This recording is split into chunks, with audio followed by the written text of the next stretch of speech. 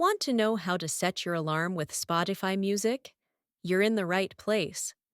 I'll walk you through it step by step, nice and easy. First, open the App Store and download an alarm app that works with Spotify. I'm using Alarmify. Open it, tap Connect to link your Spotify account, and give it a second to sync.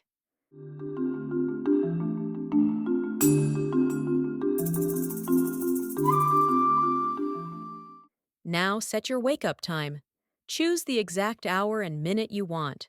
Then tap, choose alarm sound, search for any song, artist, or playlist you love, and confirm. Pro tip: pick something that starts soft and builds, way nicer than a jump scare at 7 a.m.